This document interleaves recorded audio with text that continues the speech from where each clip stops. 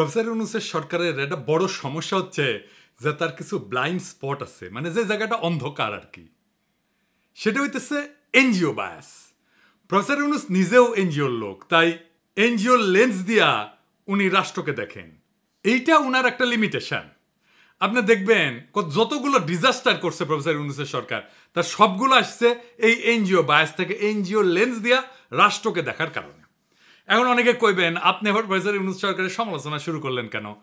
আমি কয়েকটা এপিসোড আগে বলেছিলাম যে প্রফেসর ইউনূস বুঝা হোক না বুঝা হোক, যদি ইন্ডিয়ান লাইন অনুসরণ করেন তাহলে ওনারে তো আমি ধরবো। শুধু আমি না, সারা দেশের মানুষ ধরবে। প্রফেসর ইউনূসের ক্ষমতার উৎস সাধারণ মানুষ। সাধারণ মানুষই উনাকে অকুণ্ঠ সমর্থন দিয়ে ক্ষমতায় রাখছে, কিন্তু এই সমর্থন তো আনকন্ডিশনাল না, শর্ত ছাড়া না। পাবলিকে দিচ্ছে সমর্থন, আর সেই সমর্থনের বলে বলিয়ান হইয়া হারকুলিস হইয়া উনার পররাষ্ট্র মন্ত্রণালয় পাকিস্তানের কাছে 1971-এর গণহত্যার জন্য ক্ষমা চাওয়ার দাবি তোলে। আর সেই নিউজটা যখন মানব জমিনে ছাপা হয়, সেইখানে প্রফেসর ইউনূস আপনার ছবি থাকে। আর বেকুবগুলো জানেই না পাকিস্তান তিনবার আনুষ্ঠানিকভাবে রাষ্ট্রীয়ভাবে বাংলাদেশের কাছে ক্ষমা চাইছে 1971-এর জন্য। একবার পররাষ্ট্র মন্ত্রণালয়ের লেভেলে, আরেকবার প্রাইম মিনিস্টার লেভেলে, আর একবার রাষ্ট্রপতির লেভেলে। মানে আর কয়বার ক্ষমা চাইতে হবে? আর একবার ক্ষমা চাইলে আপনার বা দেশের কি লাভ হবে? হাসিনার বুড়ি বয়সে অর্গাজম হবে, এছাড়া তো আর কোনো অবজেক্টিভ নাই এটা বলার। যাই হোক, এবারে আসি আজকের ইস্যুতে। আজকের ইস্যুটাও খুব গুরুত্বপূর্ণ। নারী বিষয়ক সংস্কার কমিশন তার রিপোর্ট জমা দিছে। তো প্রফেসর ইউনূস সেই রিপোর্টের কিছু অংশ ওনার ফেসবুকে শেয়ার দিচ্ছেন। এটা নিয়ে শুরু হয়েছে নানা সমালোচনা। প্রথমে বলি, এই কমিশন গঠন করা হয়েছিল 18ই নভেম্বর। জাতীয় ঐক্যমত কমিশনের আলাপ শুরু হয়ে গেছে এর মধ্যে, তারপরে এই প্রস্তাব জমা পড়ল। 18ই ফেব্রুয়ারিতে এই রিপোর্ট জমা দেওয়া উচিত ছিল হিসাব অনুযায়ী। তারপরে 2 মাস বেশি লাগাইছেন ওনারা। এই নারী বিষয়ক কমিশনের বিষয়ে প্রফেসর ইউনূসের মনে হয় খুব উচ্ছ্বসিত। ওই যে কইছি না ওনার এনজিও বায়াস আছে, সেই থেকে উনি বলছেন যে কয়টা করে ফেলা যায় তা দ্রুত করে ফেলতে হবে, আর পাঠ্য বইয়ের মতো ছাপায় বিলি করতে হবে। কোনো কমিশন নিয়ে প্রফেসর ইউনূসকে এত উচ্ছ্বাস প্রকাশ করতে দেখেছেন? দেখেন নাই। আপনি তো স্যার পড়েন নাই রিপোর্ট, না পড়ে বিলি করার কথা কইলেন। এটা ছাপায় বিলি করতে গেলে আপনার সরকারের লোকেরা মার খেয়ে ভুট্টো হয়ে যাবে, আগে সাবধান করে দিলাম। একটু সামাল কইরা স্যার। উনারা কামের চাইতে আকামে বেশি পটু। আর 2 নম্বর হচ্ছে উনারা একেবারে বাংলাদেশের সমাজ, রাজনীতি, জনগণ, গণমানুষ এই সম্পর্কে কিছুই জানেন না। আপনি বলবেন এখানে শিরিনাপার মতো মুরব্বী আছেন, তাদেরকে আমি এই কথা বলতে পারি যে পারি স্যার। শিরিনাপা কইলেই সেটা অমৃত হয়ে যায় না। উনারে আমরা কিছু বলি না জাফরুল্লাহ ভাইয়ের সম্মানে, কিন্তু উনি একজন পার ইসলামোফোব মহিলা। আর এই কমিশনে যারা আছেন তাদের বেশিরভাগই তাই। উনাদের মিশন হইতেছে নারীর কান্দে বন্দুক রেখা ইসলাম কোপানির রাজনীতি করা। আপনাকে এক্সাম্পল দিই। নারী কমিশন বলছে ধর্মীয় আইন মেনে চলা বাধ্যতামূলক জন্য নারীদের প্রতি বৈষম্য হচ্ছে। আপনি নিজেই শেয়ার দিয়া কইছেন ধর্মীয় আইন অনুসরণ করা যে কোনো ধর্মের অনুসারীদের জন্য বাধ্যতামূলক। ধর্মের অনুসারীরা তো আনন্দ চিত্তে সেটা অনুসরণ করেন এবং মেনে চলেন। কেউ যদি দাবি করে ধর্মীয় অনুশাসন মেনে চলার জন্য বৈষম্য হচ্ছে, এটা খুবই বাজে অনুসিদ্ধান্ত। এর অর্থ হচ্ছে ধর্মীয় আইন মানা যাবে না, আর চূড়ান্ত মানে হচ্ছে ধর্ম থেকে দূরে থাকতে হবে। এটাই স্যার বাঙ্গু সেকুলারদের চুলকানি, আর এই চুলকানিকে আপনি প্রমোট করেছেন।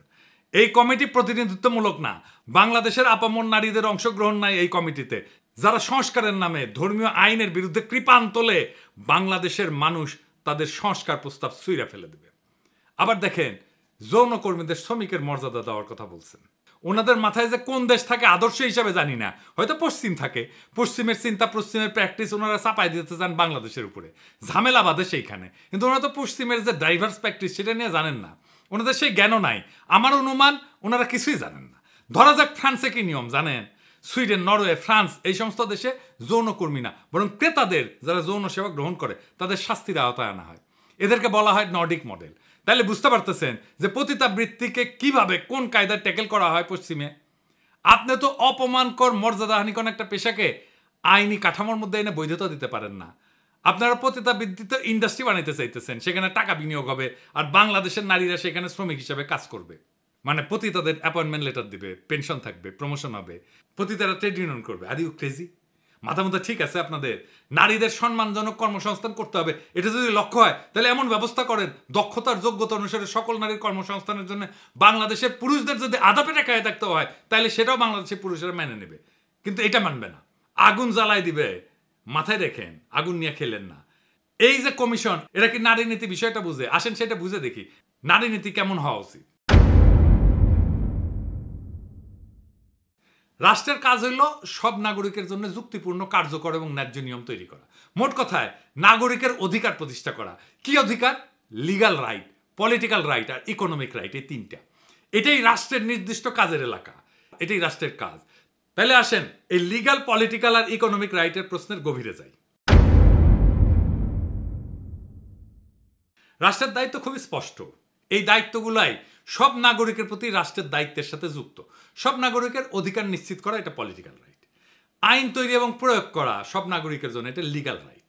আর সুযোগ এবং সম্পদের সমভাবে বিতরণ করা, এইটা ইকোনমিক রাইট।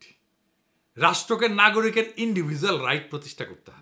এই নারীবাদীরা ইসলাম কোপানির খায়েশ নিয়ে যেটা করতে যায় সেটা হইতেছে নারীর সম্পত্তির অধিকার নিয়ে কথা বলে। তারা বলে ধর্মের জন্য নারীরা বৈষম্যের শিকার হচ্ছে, সেজন্যই বলছে ধর্মীয় অনুশাসন মানায় বৈষম্যের শিকার হয় নারীরা।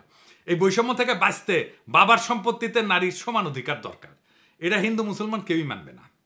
আচ্ছা বলেন তো, সম্পত্তি তো আমার, সেটা আমি কিভাবে বন্টন করব আমার উত্তরাধিকারের কাছে, সেটা একান্তই আমার ইচ্ছা। এটাকে আইনের ভাষায় বলে উইল। আপনারা শোনেন না উইল করে দিয়ে যায়, বিদেশে দেখেন না বিড়ালের নামে উইল করে দিয়ে যায়। আমার সম্পত্তি আমি যাকে খুশি লিখে দেবো, আমি আমার সন্তানদেরকে না দিয়ে আমি বিড়ালকে দিয়ে যাব। এটা আমার ইচ্ছা, এটা আমার উইল। এইখানে কারো কিছু বলার নাই। রাষ্ট্র দেখবে আমার যেটা ইচ্ছা সেটা বাস্তবায়িত হচ্ছে কিনা, এটাই রাষ্ট্রের অধিকার, এটাই রাষ্ট্রের দায়িত্ব। রাষ্ট্রের বলার কথা না আমি কাকে কতটুকু দেব সম্পত্তি, এইটা রাষ্ট্র ঠিক করে দেবে না। রাষ্ট্র আমার ইচ্ছাকে মর্যাদা দেবে, সেটাই রাষ্ট্রের দায়িত্ব। কিন্তু এই নারীবাদীরা বলে সম্পত্তিকে সমানভাবে ভাগ করে দিতে হবে। আমি যদি আমার মেয়েকে বেশি দিতে চাই, পারবো না? অবশ্যই পারবো। এটাই আমার উইল। আমার ব্যক্তিগত সম্পত্তি আমি কিভাবে আমার উত্তরাধিকারের কাছে দেব, সেটা একান্তই আমার নিজের সিদ্ধান্ত। দুনিয়ার কোনো রাষ্ট্র এটা হাত দেয় না। ইউরোপে কেউ মানবে যদি রাষ্ট্র বলে তুমি তোমার উত্তরাধিকারের মধ্যে এইভাবে বন্টন করে দাও সম্পত্তি? মানবে না। কিন্তু বাংলাদেশের নারীবাদীরা এটা করতে চায়, কারণ এই অসিলায় তারা ইসলাম কোপাইতে পারে। এটা ইসলাম কোপানির ইন্ডিয়ান তরিকা। তো এখন কইতে পারেন দাদা কিছু হইলে ইন্ডিয়া ঢুকায় দেয়। জি না ভাই, বুঝাই দিই। আপনারা ভারতে মুসলমানদের ওয়াকফ সম্পত্তি এই মোদি গ্রাস করতে চায়, শুনেছেন না? কিভাবে গ্রাস করতে চায় জানেন? ইউনিভার্সাল সিভিল কোডের নামে। এটা কি? এই ওয়াকফ সম্পত্তি যেটা মসজিদ, মাদ্রাসা, কবরস্থান এই তিনদের জন্য দাঁড় করা হয়, তার পরিমাণ হইতেছে 6 লাখ একরের বেশি ভারতে। এটা মুসলমানদের একটা বিরাট বড় সম্পদ, সামাজিক সম্পদ। এই বিশাল সম্পদের উপর আজ সবচেয়ে বড় হুমকি হয়ে উঠছে তথাকথিত ইউনিফর্ম সিভিল কোড। এর মানে হচ্ছে সব ধর্মের জন্য এক আইন চাই। শুনতে খুব সুন্দর, কিন্তু প্রশ্ন হইল এই এক আইনের সুতায় তারা কি মুসলমানদের ধর্মীয় দাতব্য প্রতিষ্ঠানগুলোকে দুর্বল করে দিতে চায়?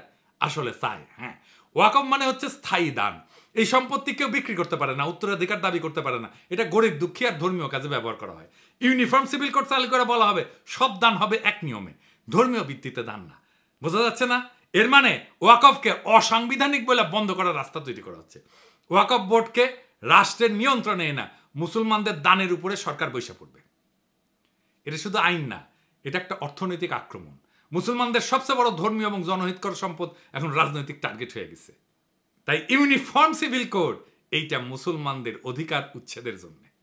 ভারতের মুসলমানদের জন্য এই লড়াই শুধু বিশ্বাসের না, এটা অস্তিত্বের লড়াই। এখন এই ইউনিফর্ম সিভিল কোড হচ্ছে হিন্দুত্ববাদী মোদির অস্ত্র, যা দিয়া মুসলমানদের সম্পদ, তার শক্তিকে, তার সমাজকে খর্ব করতে চায়। এই ইউনিভার্সাল সিভিল কোডের বাংলাদেশি ভার্সন হচ্ছে সম্পত্তিতে নারীর সমান অধিকার। এইটা দিয়ে ইসলাম কোপানি যাবে। এইটা ইন্ডিয়ান প্ল্যান। এই যে দেখেন না কুচুখিতি, এটা স্ট্রংলি এগ্রি করেছে, স্ট্রংলি ইংরেজিত কইছে। ইংরেজি যেহেতু কইছে ঠিকই কইছে, তাই না?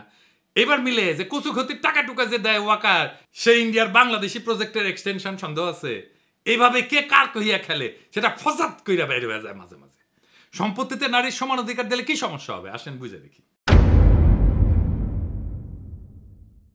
প্রথম কথা হচ্ছে এটা ধর্মীয় বিধান। যে যার ধর্মের বিধান মানবে। আমি আমার সম্পত্তি কাকে কিভাবে দেবো এটা ব্যক্তির সিভিল লিগাল রাইট। এটা হাত দেওয়ার অধিকার রাষ্ট্রের নাই।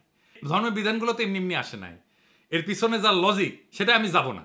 এটা ধর্মীয় নেতারা ব্যাখ্যা করবেন। আমি আমাদের সোশ্যাল ফেব্রিকের আলাপ করব, যা হাজার হাজার শতাব্দীর ভিতর দিয়ে গড়ে উঠছে। সেই সোশ্যাল ফেব্রিক নষ্ট হয়ে যাবে। কি সেটা? সেটা ভয়ঙ্কর একটা বিষয় হবে। বোন ভাইয়ের চাইতে ধর্মীয় বিধান অনুসারে পিতার সম্পত্তি কম পায়, এটা অঙ্কের হিসাব।